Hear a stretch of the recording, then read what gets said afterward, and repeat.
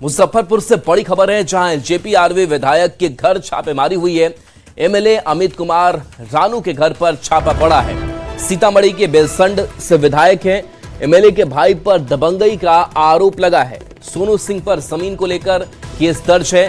सरस्वती नगर स्थित आवास में छापेमारी की गई है। एमएलए के भाई सहित 50 के खिलाफ केस दर्ज है। जमीन विवाद में बाउंड्री तोड़ने के विवाद के बाद कार्रवाई की गई है। तो ये बड़ी खबर मुजफ्फरपुर से, जहां एलजेपीआरवी विधायक घर छापेमारी की गई है। प्रियांक सौरभ हमारे साथ फोन लाइन पर है। प्रियांक, अमित कुमार रानू के घर पर छापेमारी की अपडेट वहां से।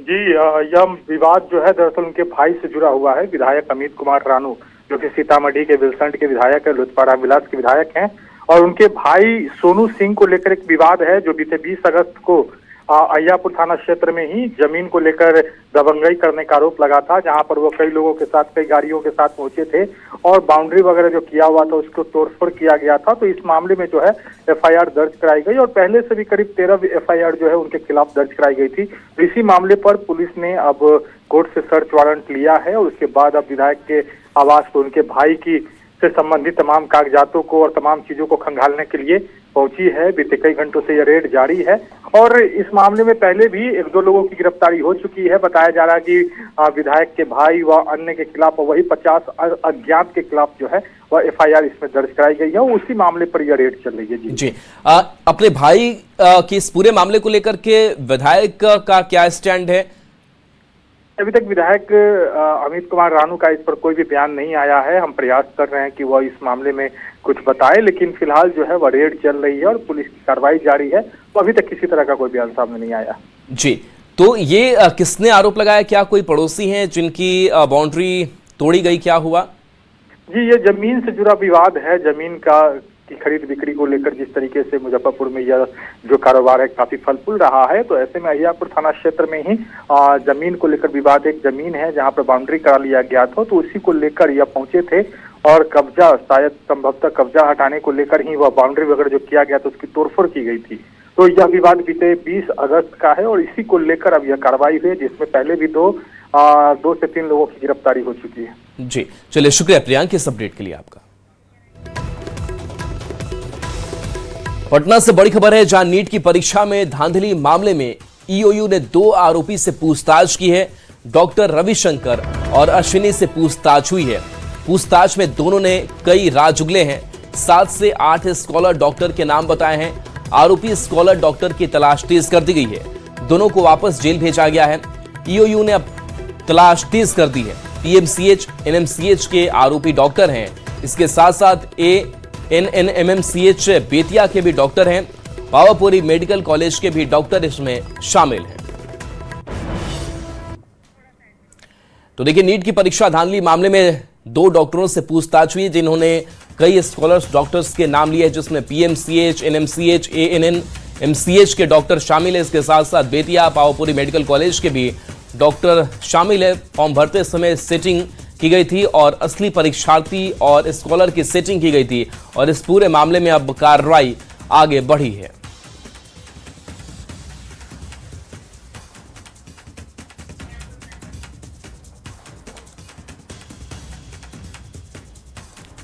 पटना के दानापुर कोर्ट परिसर में होमगार्ड जवान से मारपीट का मामला सामने आया है। जवान शराब मामले में गिरफ्तार आरोपियों की पेशी के लिए कोर्ट लेकर पहुंचा था। आरोपी की एक वकील ने हथकड़ी खोलने को लेकर जवान से विवाद किया और गाली गलौज के बाद मारपीट की। घटना में जवान घायल हो गया। उसने दानापुर थाने में लिखित शिकायत दर्ज कराई है। दानापुर एएसपी ने मामले की जांच के बाद आगे की कार्रवाई करने की बात कही है। अपन हेतु कुछ होमगार्ड गए हुए थे मध्य निषेध विभाग से, तो उपस्थापन के पश्चात उसमें विवाद हुआ, जिसमें एक वकील हैं गौतम कुमार के द्वारा सिपाही को मारपीट किया गया और इसी के लिए दानापुर थाना में प्राथमिकी दर्ज की गई है। बीजेपी ने जेनजी यानी युवा वोटर से जुड़ने के लिए खास टीम बनाई है। इसमें बीजेपी अध्यक्ष नितिन नवीन, राष्ट्रीय महासचिव स्मृति ईरानी और विनोद तावड़े के साथ गुजरात के मंत्री हर्ष सांघवी और छत्तीसगढ़ के मंत्री ओपी चौधरी शामिल हैं। वहीं दिल्ली स्थित भाजपा मुख्यालय में शनिवार को नितिन नवीन की अध्यक्षता में 65 सदस्यीय नई राष्ट्रीय टीम की पहली बैठक हुई। वंदे मातरम को लेकर कांग्रेस के फैसले के खिलाफ प्रस्ताव पास किया गया। ये रिपोर्ट आपको दिखाते हैं।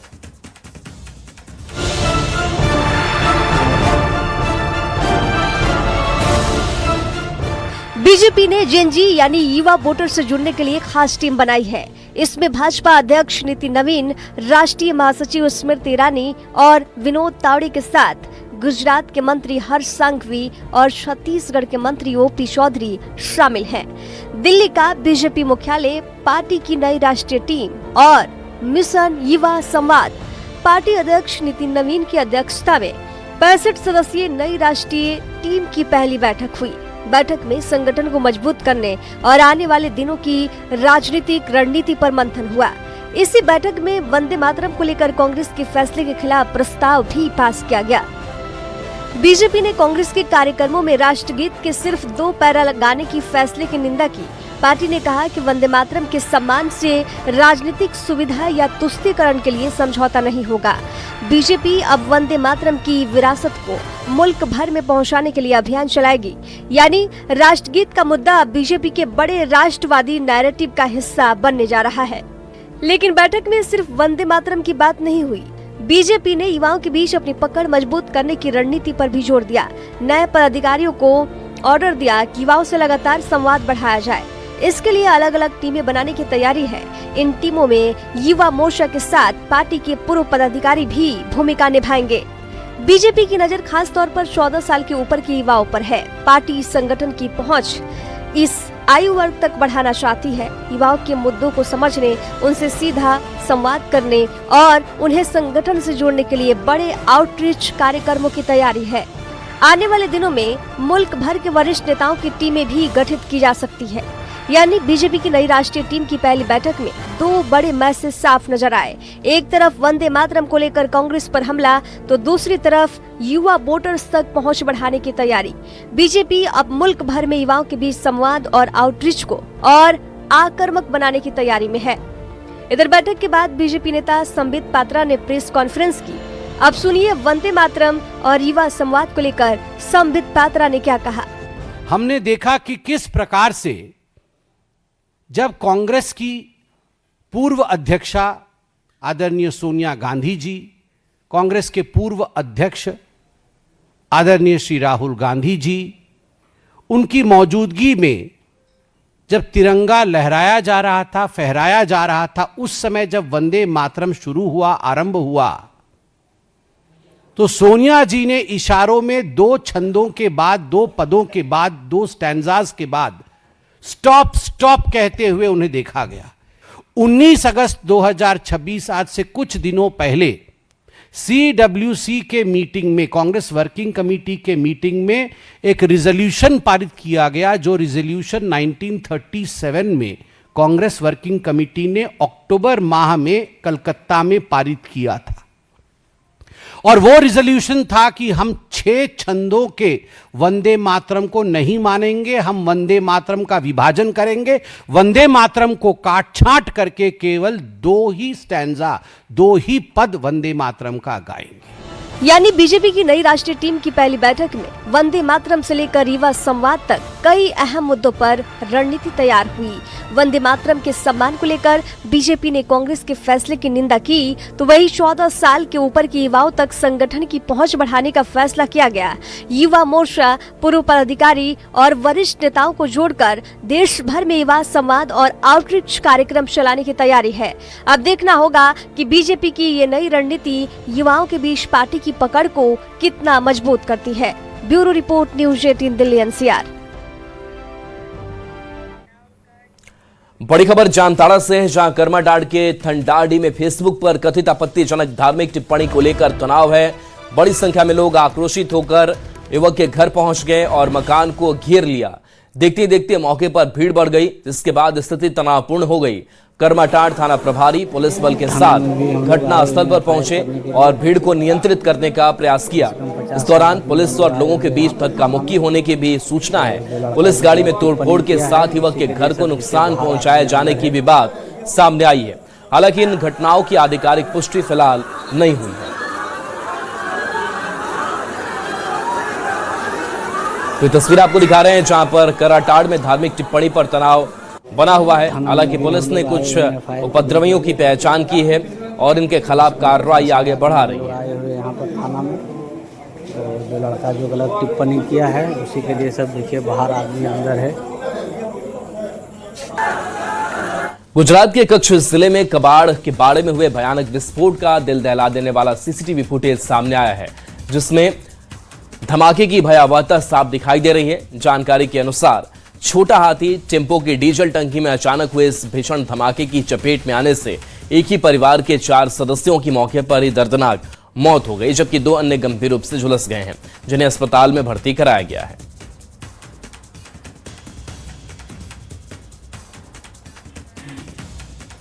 हिमाचल प्रदेश के मंडी में पहाड़ का एक बड़ा हिस्सा दरककर नाले में जा गिरा। पहाड़ का मलबा नाले में गिरते ही पानी का बहाव बेहद तेज हो गया।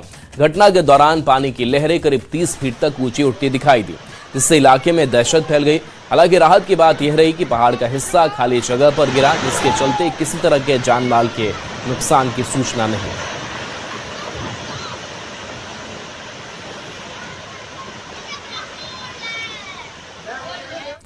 रांची से बड़ी खबर है, जहां 2 गाड़ी में आग लग गई। वर्कशॉप में ये गाड़ी लगी थी, जहां आग लगी। बताया जा रहा है कि आग लगने से हड़कंप मची है। सर्विस सेंटर में गाड़ी थी। आग की चपेट में कई और भी गाड़ियां आ गई। सदर थाना क्षेत्र की यह घटना है। कोकर इंडस्ट्रियल एरिया की यह घटना बताई जा रही है। गाड़ियों में आग लगी, जिसके बाद से इस आग पर काबू पा लिया गया है। तो 2 गाड़ी में भीषण आग लग गई। बताया जा रहा है कि सर्विस सेंटर में ये गाड़ियां खड़ी थी, जहां पर आग लगी। सदर थाना क्षेत्र की यह घटना सामने आई है। आग की चपेट में कई और भी गाड़ी आ गई। कोकर इंडस्ट्रियल एरिया की यह घटना सामने आई है। ओम प्रकाश हमारे साथ फोन लाइन पर है। ओम प्रकाश, कैसे इस सर्विस सेंटर में आग लगी? जी, बता दें कि वर्कशॉप में 2 गाड़ियां खड़ी थी और उनमें अचानक से धुआं उठने लगा और जिसके बाद देखते ही देखते आग की लपटें जो है वो आसपास की गाड़ियों में भी फैल गई।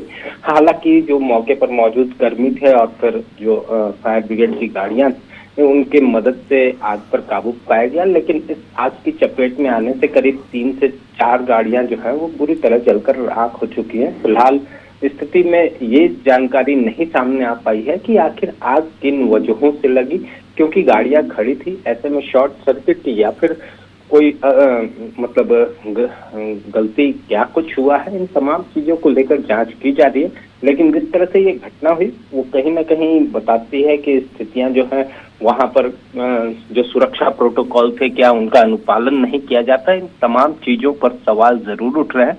फिलहाल देखना होगा कि जांच में क्या कुछ चीजें आती है और क्या जो आग की अहम वजह रही है वो क्या रही है। इन तमाम चीजों को लेकर जांच की जा रही है। लेकिन घटना हुई, हालांकि जो तत्परता थी वो जरूर दिखाई दी। इस वजह से बड़ी नुकसान जो है वो नहीं हो पाया है। फिलहाल तमाम चीजों को लेकर जांच की जा रही है। जी बताया जाए, कुछ और भी गाड़ियों को इस आग ने चपेट में लिया और भी कुछ क्या नुकसान सर्विस सेंटर को भी पहुंचा है?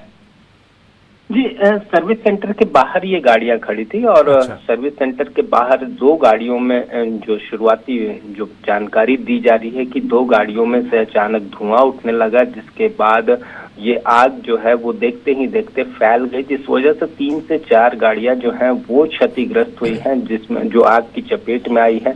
और करीब 3 से 4 गाड़ियां बताई जा रही हैं जो आग की वजह से जलकर क्षतिग्रस्त हुई हैं। दूसरी तरफ अगर बात की जाए तो मामले में फायर ब्रिगेड हो, पुलिस और फिर स्थानीय जो कर्मी हैं, उन तमाम लोगों ने कड़ी मशक्कत के बाद आग पर काबू पाया।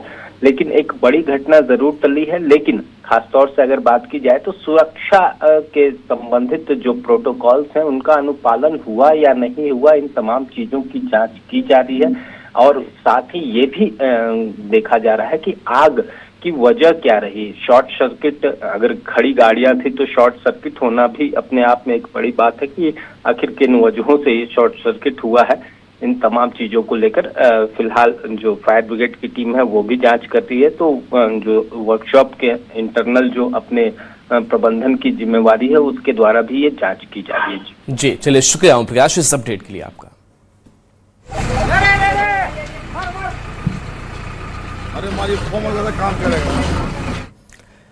पंजाब के मोहाली से पानी के तेज बहाव में एक पिकअप के बहने का वीडियो सामने आया है। भारी बारिश के नदियों में उफान है। इस बीच सड़क पार करने की कोशिश में भैंस नदी पिकअप तेज बहाव में बह गई। पानी का बहाव इतना तेज था कि गाड़ी को बचाने का मौका तक नहीं मिला। वहीं गांव का आसपास के दूसरे गांवों से संपर्क भी टूट गया है।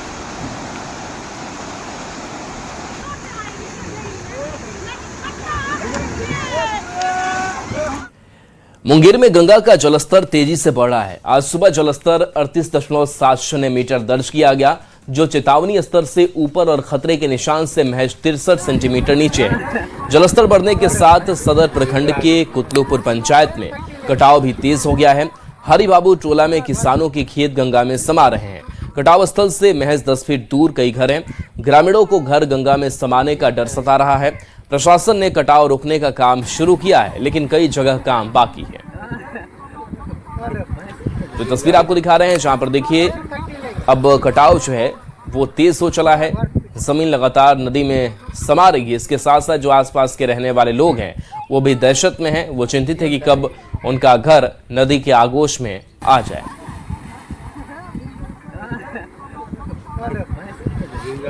राघोपुर में बाढ़ के बिगड़ते हालात के बीच तेजस्वी यादव नाव से अचानक प्रभावित इलाकों में पहुंचे। उन्होंने बाढ़ प्रभावित लोगों से मुलाकात कर स्थिति का जायजा लिया। इस दौरान तेजस्वी यादव ने लोगों की समस्याएं सुनी और राहत बचाव को लेकर अधिकारियों से जानकारी ली। उन्होंने बाढ़ प्रभावित लोगों से उनकी परेशानियों के बारे में भी बात की।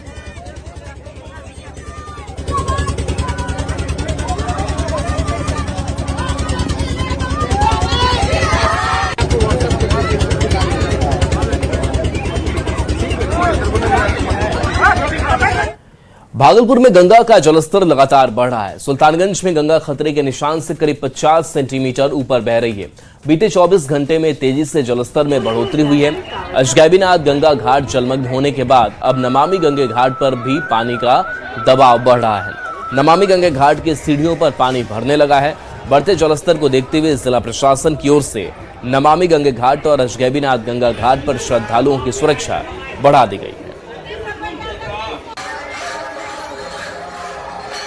स्तर में तेजी से वृद्धि हो रही है। सुल्तानगंज में गंगा खतरे के निशान को पार कर गई है। बढ़ते गंगा के जलस्तर को देखते हुए नमामि गंगे घाट, अजगैबीनाथ गंगा घाट पर श्रद्धालुओं की सुरक्षा बढ़ा दी गई है। तस्वीरों में साफ तौर पर देख सकते हैं कि किस तरह से जलस्तर बढ़ने के बाद गंगा में उफान है और अजगैबीनाथ गंगा घाट पर बनी सभी दुकानें पूरी तरह से डूब गई है। जिस तरह से लगातार गंगा का जलस्तर बढ़ रहा है, तो ऐसे में गंगा का पानी अजगैबीनाथ मंदिर के चारों तरफ भर गया है और जिस तरह से लगातार जलस्तर में वृद्धि हो रही है, तो ऐसे में सुल्तानगंज के दोनों गंगा घाट पर श्रद्धालुओं की सुरक्षा बढ़ा दी गई है। जिला प्रशासन और पुलिस प्रशासन की ओर से दोनों गंगा घाट पर 24 घंटे एसडीआरएफ, स्थानीय नाविक और गोताखोर को तैनात किया गया है। विकास कुमार सिंह, न्यूज 18, भागलपुर। बाढ़ से हैरान करने वाला एक वीडियो सोशल मीडिया पर वायरल हो रहा है, जहां मोकामा जसीडीह शटल ट्रेन में सांड घुस आया। सांड को देखकर लोगों में हड़कंप मच गया। काफी मशक्कत के बाद क्यूल स्टेशन पर सांड को उतारा गया। हालांकि न्यूज 18 वायरल वीडियो की पुष्टि नहीं करता है। मोकामा जसीडीह पैसेंजर में मौजूद है। तो ये तस्वीर आपको दिखा रहे हैं, जहां पर देखिए ये सांड कैसे ट्रेन के डब्बे के अंदर दिखाई दे रहा है। हालांकि बताया जा रहा है कुछ देर तक ट्रेन ऐसे ही जो है वो चलती रही। मोकामा जसीडीह शटल ट्रेन की तस्वीर है, जहां सांड घुस आया है। सांड को देखकर लोगों में हड़कंप भी मचा रहा, लेकिन लोग स्थिर वहां पर खड़े रहे ताकि इस सांड को भी स्थिर रखा जा सके। काफी मशक्कत के बाद क्यूल स्टेशन पर इस सांड को उतारा गया। न्यूज 18 इस वायरल वीडियो की पुष्टि नहीं करता। यात्री को देखा होगा, लेकिन अचानक से देख ली। सावन में सुल्तानगंज से देवघर जाने वाले श्रद्धालुओं की संख्या बढ़ गई है। इनमें दंड यात्रा करने वाले भक्त भी बड़ी संख्या में शामिल है। इस कठिन यात्रा को पूरा करने में करीब 2 से 3 महीने लग जाते हैं। मान्यता है कि मनोकामना पूरी होने के बाद श्रद्धालु दंड यात्रा शुरू करते हैं। भोलेनाथ की भक्ति में श्रद्धालु इस कठिन सफर को पूरा कर रहे हैं। इस बार महिलाओं और छोटे बच्चों की संख्या भी काफी है। महीने में दंड देकर बाबा के दरबार जाने वाले शिव भक्तों की यात्रा सबसे कठिन मानी जाती है। तकरीबन 110 किलोमीटर की यह दूरी दंड देकर श्रद्धालु पूरा करते हैं और फिर जाकर बाबा के दरबार पहुंच पाते हैं। तस्वीर देखिए कि कच्ची कांवरिया पथ के रास्ते दंड देकर बाबा के दरबार जा रहे हैं और छोटा सा यह बच्चा है, दूसरी कक्षा में पढ़ता है और कारण है कि बाबा ने इनकी विनती सुन ली है और अब बाबा से मिलने के लिए देवघर जा रहे हैं। किस क्लास में पढ़ता है ये आपका बच्चा? 2 क्लास में पढ़ता है। अच्छा, क्या मांगे थे बाबा से जो जा रहे हैं इस तरह से दंड यात्रा कर? मांगे से इससे गए थे कि मन में था कि चलना है हाँ सबको। हाँ, वही नाना नानी भी इसका बोला था कि नहीं चलना है, तो फिर हो गया मन से चल दिया। हाँ हाँ 12 साल शादी के बीत जाने के बाद पुत्र की प्राप्ति हुई। हाँ नहीं हुआ था पहले, लेकिन 12 साल इसकी उम्र हो गई। हाँ, हाँ, तो क्या नाम हुआ आपका? मेरा नाम मंटू कुमार हुआ। चलिए तस्वीर देख लीजिए कि किस तरह से ये छोटा बालक है और सबसे बड़ी बात है कि दंड यात्रा देकर ये बाबा के दरबार जा रहे हैं। सबसे कठिन यात्रा मानी जाती है और इस यात्रा को पूरा करने में तकरीबन 3 से 4 महीने लग जाते हैं, लेकिन बाबा की कृपा से यह आसानी से यात्रा पूरी हो जाती है। विकास कुमार सिंह, न्यूज़ 18 भागलपुर। पटना के मरीन ड्राइव का क्रेज लगातार बढ़ रहा है। शाम होते ही यहाँ का नजारा देखने लायक होता है। यही वजह है कि राज्य भर से लोग यहाँ पहुंच रहे हैं। कैमूर से स्कूली बच्चों का एक जत्था पहली बार पटना पहुंचा। बच्चों ने मरीन ड्राइव की खूबसूरती का आनंद लिया और जमकर सेल्फी ली। छात्राओं ने गाना गाकर अपनी खुशी जाहिर की और बिहार की तारीफ की। बच्चों ने कहा कि मरीन ड्राइव का नजारा उन्हें काफी पसंद आया। पटना की मरीन ड्राइव यानी जेपी गंगा पथ की खूबसूरती देखते ही बन रही है। यही वजह है कि हर रोज अलग अलग जिलों से स्कूली बच्चे भी शाम के वक्त मरीन ड्राइव पर नजर आ जाते हैं और आज कैमूर के भभुआ से पहुंचे हैं तमाम स्कूली बच्चे। देख सकते हैं सभी काफ़ी मुस्कुरा रहे हैं क्योंकि पहली बार ये तमाम बच्चे पटना पहुंचे हैं और पटना में सीधे मरीन ड्राइव घूमने के लिए आए हैं। जरा बातचीत करेंगे, कैसा लगा मरीन ड्राइव? मरीन ड्राइव बहुत ही अच्छा है और मेरा बहुत दिनों से सपना था कि मैं मरीन ड्राइव को देखूं और मेरा आज सपना लगता है पूरा भी हो चुका है और मैंने बहुत आज एंजॉय किया। और मैंने क्या सुनी थी मरीन ड्राइव के बारे में? मरीन ड्राइव के बारे में सुने थे। मरीन ड्राइव का जो किनारा का जो व्यू है वो बहुत ही अच्छा लगता है और वहाँ के आसपास के लोग भी बहुत प्यारे हैं। आप लोग सेल्फी भी लिए? हाँ, और हम लोग सेल्फी भी लिए, हम लोग खाए पिए और घूमे भी, म्यूजियम भी घूमे। कैसा लगा मरीन ड्राइव? बहुत सुंदर लगा। कहाँ कहाँ देखी मरीन ड्राइव पर? क्या खाई? चाय पकौड़ा सब, पकौड़ा, छोला भटूरे। छोले भटूरे भी खा लिए? Yes sir. टेस्टी लगा? यस सर, बहुत। अच्छा, सेल्फी लिए? Yes sir. काफ़ी अच्छा लगा। यहाँ के लिए हम लोग ने सुना था कि यहाँ के व्यू काफ़ी अच्छे होते हैं और यहाँ पे लोग शाम के वक्त में टहलने भी वगैरह आते हैं और यहाँ पे खाना भी स्नैक्स भी काफ़ी अच्छे मिलते हैं और यहाँ के स्ट्रीट फूड भी काफ़ी अच्छे हैं। हम लोग आए तो देखे कि सच में यहाँ पे काफ़ी अच्छा व्यू है। हमने घूमा, हमने खाना भी ट्राई किया जहाँ का स्ट्रीट फूड काफ़ी अच्छा है। जो आप देख सकते हैं कि जो स्ट्रीट फूड वेंडर हैं उनको भी अब सिस्टम से यहाँ पर लगाया गया है और चाट पकोड़े से लेकर बाकी जो आइटम है, व्यंजन है, उनका इन लोगों ने स्वाद चखा है। वास्तव में पटना भ्रमण जो है एक तरह से पूरा हुआ और सभी अब दोबारा भी आना चाहते हैं और लोगों से भी अपील कर रहे हैं कि आप भी पटना आइए और मरीन ड्राइव घूमिए। कैमरामैन दीपक के साथ रजनीश कुमार, न्यूज़ 18 पटना।